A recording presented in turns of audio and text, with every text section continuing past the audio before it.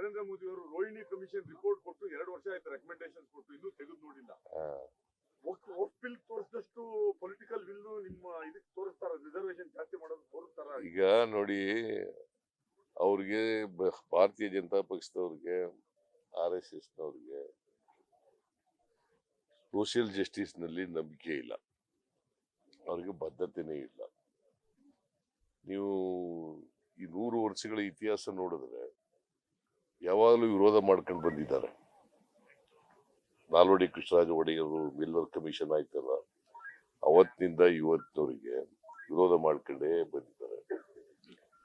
RSS ನವರು ಯಾವತ್ತೂ ಕೂಡ 1925ನೇ ಇಸ್ವಿನಲ್ಲಿ RSS ಪ್ರಾರಂಭ ಆಯ್ತು. 100 ವರ್ಷ ಆಯ್ತು. ಈ ವರ್ಷ 2025ಕ್ಕೆ 100 ವರ್ಷಗಳಾಗ್ತಾ ಇದೆ.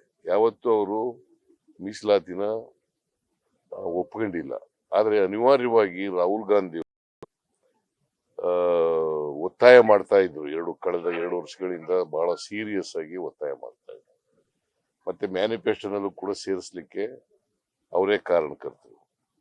ಮತ್ತೆ ನಾವು ಪತ್ರನೂ ಬರೆದಿದ್ದೆವು. ಮಲ್ಲಿಕಾರ್ಜುನ್ ಖರ್ಗೆ ಅವರು ಒಂದು ಪತ್ರನೂ ಕೂಡ ಬರೆದಿದ್ರು 2023ರಲ್ಲಿ. ಅದಾದ್ಮೇಲೆ ನಾವು ಈಗ ಜಾತಿ ಗಣತಿ ಮಾಡ್ತೀವಿ ಅಂತ ಹೇಳಿದ್ದಾರೆ.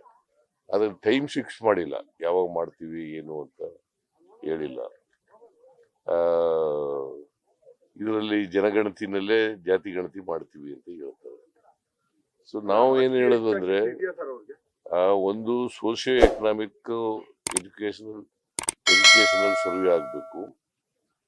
ಇನ್ನೊಂದು ಈ ಸೀಲಿಂಗ್ ಇದೆಯಲ್ಲ, ಅದನ್ನ ಸಂವಿಧಾನಕ್ಕೆ ತಿದ್ದುಪಡಿ ತಗಲಾಗ್ಬೇಕು. ಯಾಕಂದ್ರೆ ಸುಪ್ರೀಂ ಕೋರ್ಟ್ನವರು ಇಂದಿರಾ ಸಹಾನಿ ಕೇಸ್ನಲ್ಲಿ ಹೇಳ್ಬಿಟ್ಟಿದ್ದಾರೆ, ಡಿವಿಷನ್ ಬೆಂಚು 50%ಗಿಂತ ಮೀಸಲಾತಿ ಹೋಗಬಾರದು ಅಂತ ಹೇಳ್ಬಿಟ್ಟಿದ್ದಾರೆ. ಈಗ ಮೀಸಲಾತಿ 50% ಆದ್ರೆ ಜನಸಂಖ್ಯೆಗೆ ಅನುಗುಣವಾಗಿ ಮೀಸಲಾತಿ ಕೊಡಕ್ಕಾಗಲ್ಲ.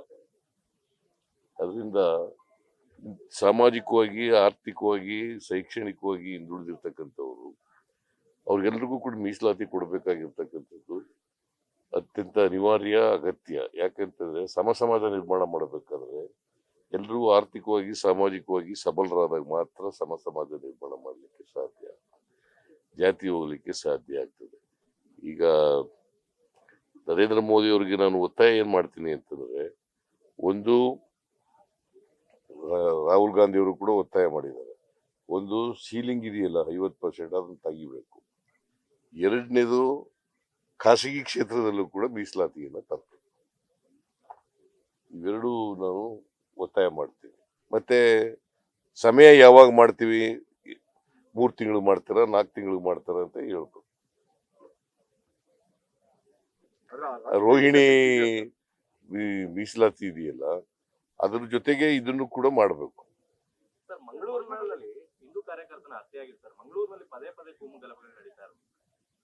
ಈಗ ಅಲ್ಲಿ ನಾನು ಇದು ಯಾಕೆ ನಡೆದಿದೆ ಅಂತ ಗೊತ್ತಿಲ್ಲ ನನಗೆ. ರೌಡಿ ಶೀಟರ್ ಆಗಿದ್ದ ಅಂತ ಹೇಳ್ತಾರೆ. ನಾನು ನೋಡ್ಬೇಕು ಅದನ್ನ. ಇನ್ನು ಮರ್ಡರ್ ಆಗಿದೆ. ಪೊಲೀಸ್ನವ್ರಿಗೆ ನಿನ್ನೆ ಮಾತಾಡಿದಾಗ ಲಾ ಅಂಡ್ ಆರ್ಡರ್ ADGP ಇದಾರಲ್ಲ, ಅವ್ರನ್ನ ಕಳಿಸಿದೀವಿ. ಕೂಡ್ಲೆ ಅಲ್ಲಿ ಹೋಗಿ ನೋಡಪ್ಪ ಏನಾಗಿದೆ ಅಂತ ನೋಡ್ಬೇಕು ಅಂತ. ಯಾಕೆ ಮರ್ಡರ್ ಆಗಿದೆ, ಏನ್ ಕಾರಣ, ಇವೆಲ್ಲ ಗೊತ್ತಿಲ್ಲ ನನಗೆ. ಯಾರು ಮಾಡಿದ್ದಾರೆ, ಅದಕ್ಕೆ ಕೂಡ್ಲೇನೆ ಅಕ್ಯೂಸ್ಡ್ ಯಾರ್ಯಾರ ಆಗ್ಲಿ, ಮನುಷ್ಯನ ಪ್ರಾಣ ಬಹಳ ಮುಖ್ಯ. ಅದಕ್ಕೋಸ್ಕರ ಕೂಡ್ಲೆ ಅಪರಾಧಿಗಳನ್ನ ಪತ್ತೆ ಹಚ್ಚತಕ್ಕಂಥ ಕೆಲಸ ಮಾಡಬೇಕು, ಅವ್ರನ್ನ ದಸ್ತಗಿರಿ ಮಾಡಬೇಕು, ಅವ್ರ ಮೇಲೆ ಕಾನೂನು ರೀತಿಯ ಕ್ರಮ ತಗೊಳ್ತಕ್ಕಂಥದ್ದು ಆಗ್ಬೇಕು ಅಂತ ಹೇಳಿದ್ದೀನಿ.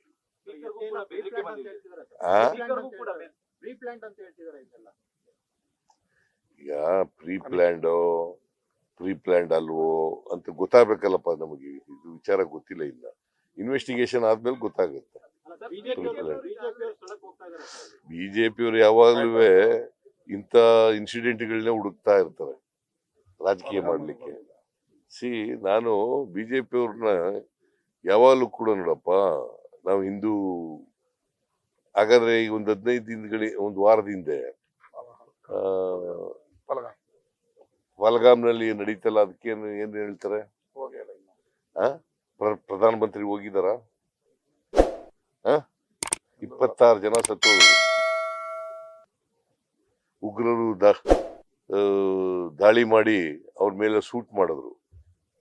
ಪ್ರಧಾನಮಂತ್ರಿ ಹೋದ್ರ? Is it not a failure of the security lapse ಅಲ್ವೋ ಇದು? ಅಲ್ಲಿ ನಾನು ಕೇಳಿದೆ, ನಮ್ಮ ಲೀಡರ್ ಒಬ್ಬ ಹೋಗಿದ್ದ ಅಲ್ಲಿಗೆ ಕಾಶ್ಮೀರಕ್ಕೆ. ಅವ್ನು ಕೇಳಿದಾಗ ಒಬ್ಬ ಪೊಲೀಸ್ನವನಿಲ್ಲ, ಒಬ್ಬ ಸೆಕ್ಯೂರಿಟಿಯವನಿಲ್ಲ, ಯಾರು ಇಲ್ಲ ಅಂತಂದ್ರೆ ಏನರ್ಥ? ಬಹಳಷ್ಟು ಜನ, ನೂರಾರು ಜನ ಪ್ರವಾಸಿಗರು ಹೋಗ್ತಾರೆ. ಅಂತ ಸ್ಥಳದಲ್ಲಿ ಪೊಲೀಸ್ನವ್ರು ಇರ್ಬೇಕಾ ಬೇಡ? ಪೊಲೀಸ್ನವರೇ ಇರ್ಲಿಲ್ಲ. ಈಗ ನನಗೂ ಬೆದರಿಕೆ ಕರೆಗಳು ಬರ್ತವೆ, ಏನ್ ಮಾಡಕ್ಕಾಗಲ್ಲಯ್ಯ. ಅದಕ್ಕೆ ಪೊಲೀಸ್ನವ್ರಿಗೆ ತಿಳಿಸಿದೀವಿ, ಯಾರು ಬೆದರಿಕೆ ಕರೆ ಮಾಡ್ತಾರೆ ಅವ್ರನ್ನ ಪತ್ತೆ ಹಚ್ಚಿ ಅವ್ರ ಮೇಲೆ ಕ್ರಮ ತಗೊಳ್ಳಿ ಅಂತ ಹೇಳಿದ್ವಿ. ಹೌದು, ನನಗೂ ಬಂದಿದೆ. ಸರ್, ಇನ್ನೊಂದು, ಸರ್ಕಾರ ಬಂದ್ಮೇಲೆ ಪ್ರತಿ ಸಾರಿನೂ ಲಿಕ್ಕರ್ ಪ್ರೈಸಸ್ ಜಾಸ್ತಿ ಆಗ್ತಾ ಇದೆ ಅಂತ ಪಾಪ ಎಲ್ಲಾರು ಬೇಜಾರ್ ಮಾಡ್ಕೊಂತಾರೆ. 10% 8% ಯಾವ ತರ ಅಂತ ಅನ್ಬಿಟ್ಟಿದ್ದಾರೆ ನೋಡಯ್ಯ. ಇದು ಟೆಂಪರೆನ್ಸ್ ಬೋರ್ಡ್ ಅಂತ ಇದೆ, ಗೊತ್ತಾ ನಿನಗೆ? ಪೂರ್ಣ ನಿಲ್ಸಾಗಿಲ್ಲ, ಕಡಿಮೆ ಮಾಡಿ ಕುಡಿಯೋದ್ನ ಅಂತ. ಕಡಿಮೆ ಮಾಡ್ಲಿಕ್ಕೆ ಸ್ವಲ್ಪ ಬೆಲೆ ಜಾಸ್ತಿ ಇರ್ಲಿ ಬಿಡು. ಚಾಮರಾಜನಗರದಲ್ಲಿ 3 ಗಂಟೆ ಒಳಗಡೆ ಡಿಸಿ ಆಫೀಸ್ ಬ್ಲಾಸ್ಟ್ ಮಾಡ್ತೀವಿ ಅಂತ ಅನಾಮಧೇಯ ಮೇಲ್ ಬಂದಿದೆ ಸರ್. ಏನು? ಚಾಮರಾಜನಗರ ಡಿಸಿ ಆಫೀಸ್ 3 ಗಂಟೆ ಒಳಗಡೆ ಬ್ಲಾಸ್ಟ್ ಮಾಡ್ತೀವಿ ಅಂತ ಒಂದು ಅನಾಮಧೇಯ ಮೇಲ್ ಬಂದಿದೆ ಸರ್.